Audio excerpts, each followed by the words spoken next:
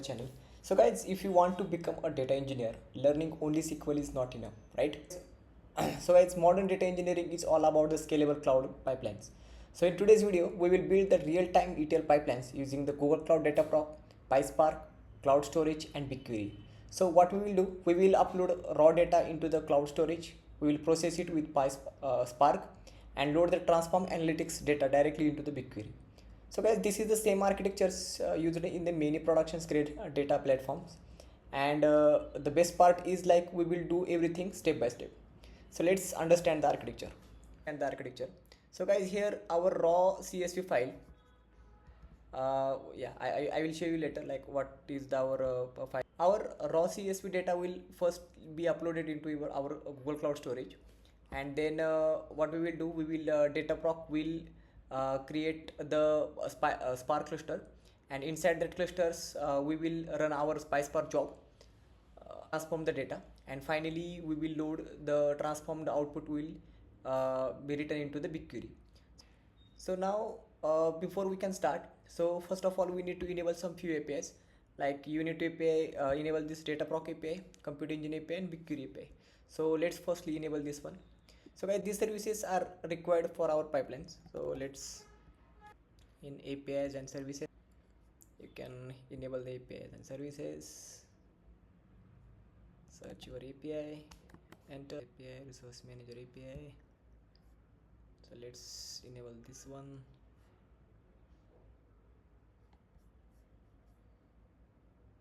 And let's search that Dataproc API, enter Cloud Dataproc API, enable. Okay, we'll see if something missing or not. So if we will search again, yeah, this is control API. Yeah, we'll see. Now the second one is the Compute Engine API. Let's see this Compute Engine API. Let's see if we enable the Compute Engine API as well. Yeah, it's already enabled. Perfect. And BigQuery API, I guess it's already enabled, but let's quickly recheck again.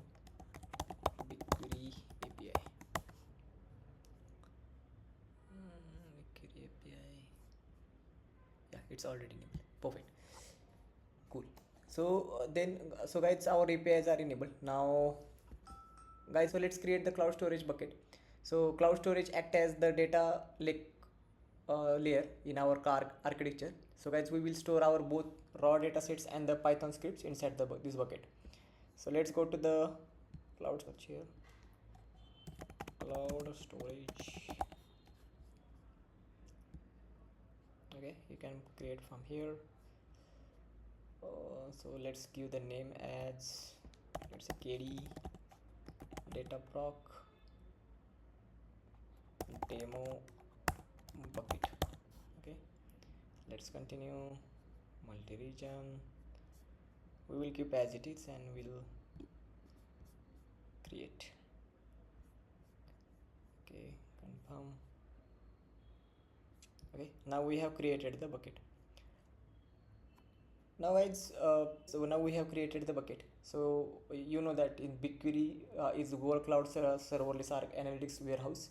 So after the PySpark process the data, we will load the transform data into the BigQuery. So what we will do, we will create one data set in the BigQuery. Okay, let's go to the BigQuery.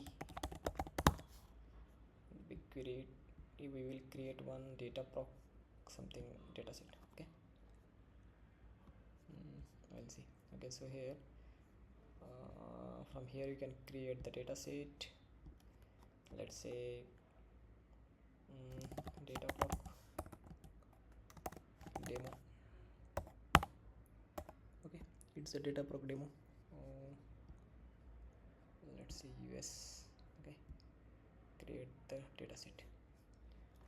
Perfect guys, so we have created one data set called Dataproc demo. Okay, so let's see the file. So if you see, this is our employee.csv file records. Okay, so this is our raw employee data sets. So each row contain guys employee informations including the department and the salary. So guys, our goal is to calculate the average salary by department using the Spark. So let's create the Spark script, PySpark script. Okay, so guys, this is basically our PySpark code. So let's understand line by line. So guys, first to set a statement like we import the Spark session, okay, and average aggregations function. So next we have created the Spark session. Then we are reading the file. After that, yeah, then Spark read the CSV file directly from the cloud storage. So this is GS util. Just now we have created the bucket and we will upload this employee.csv file inside this bucket. And guys, finally, what we are doing is we group by the data by the departments and calculate the average salary. And finally, we will write the transform data into the BigQuery. Okay, so this is Dataproc demo, department salary, mode is override. So this is guys simplified ETL pipelines. So in the production systems, Spark job often process billions of rows. So guys, let's upload the files to cloud storage. Okay, this employee.csv. Let's go there. Let me go to cloud storage. Okay, we'll upload the both one, like we will upload our dataproc.py as well as this bucket. So let's upload files, dataproc and this one. Let's upload.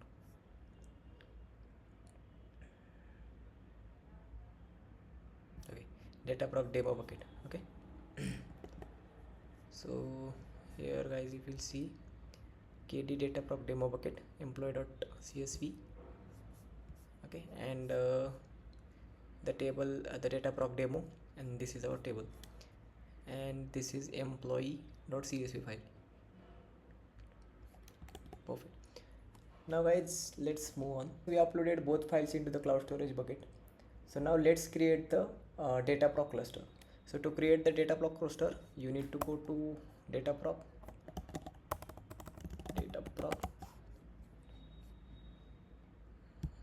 okay, dismiss.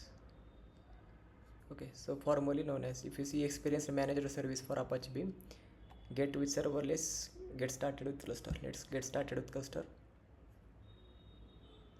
Okay, so guys, here let's give the cluster name. So cluster name, let's say demo cluster, demo cluster. Then guys, region we can keep as it is, US Central 1. Then guys, keep as it is, we'll go here and we will create. So guys, this will take some time to create. Yeah, there's some error, like is missing the required permissions. Okay, so let's grant this permission, guys.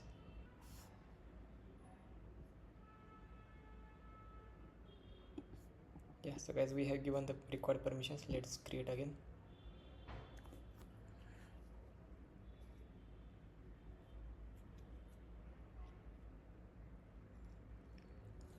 Yeah guys, it will take some time to create. Okay, created. So now let's submit the PySpark job.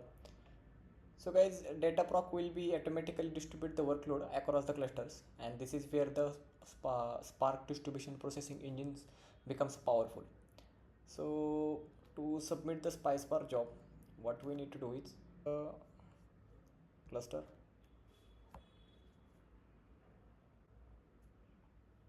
then submit job. Instead of it should be the PySpark main Python files we need to exist, right?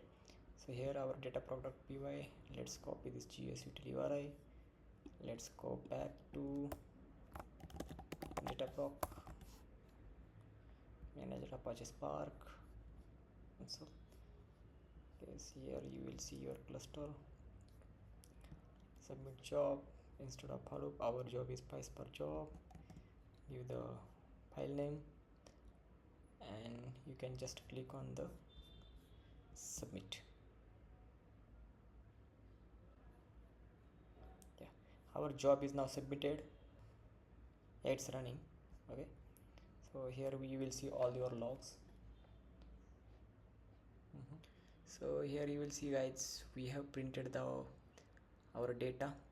Okay, this is the salary, this is the aggregated data with departments, average salary. Okay, and here we got some error. No, so I guess we have to provide the GCS file, like some temporary path, okay, to the PySpark job. So I guess we missed to give that. Yeah, we have to give the bucket. Okay, so here we need to use the temporary GCS bucket, and your bucket, let's say bucket is nothing but our is KD Dataproc demo bucket. Okay, and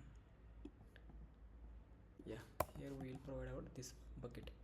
Let's save this, let's go back and let's upload again. So that cloud storage, view file form, Dataproc demo cluster, upload file, dataproc.py, upload, override the object. Okay, so guys, let's resubmit again. Okay, so here we'll go back, submit the job. It's a PySpark job, main file, and let's submit again. Okay, now it's running again. It's okay. Also we can check side by side in the BigQuery. Let's go to the BigQuery.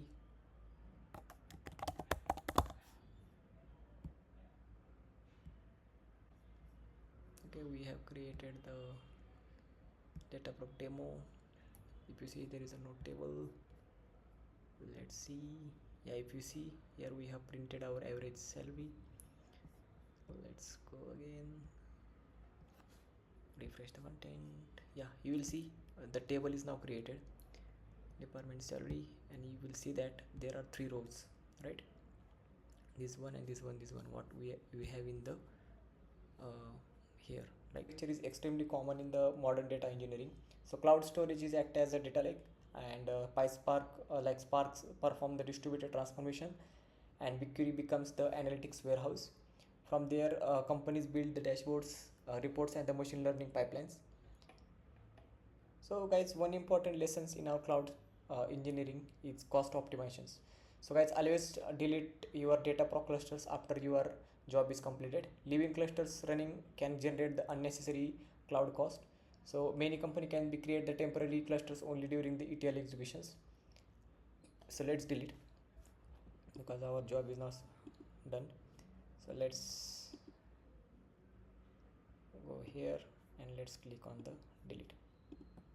Okay, so guys, in this video you learned how to build an end-to-end ETL pipelines using the Dataproc PySpark and cloud storage and the BigQuery. So in the next tutorials we will automate this entire workflow using the Apache Airflow. If you found this helpful, subscribe for the more cloud and data engineering tutorials. Thanks for watching, guys. I will see you in the next video.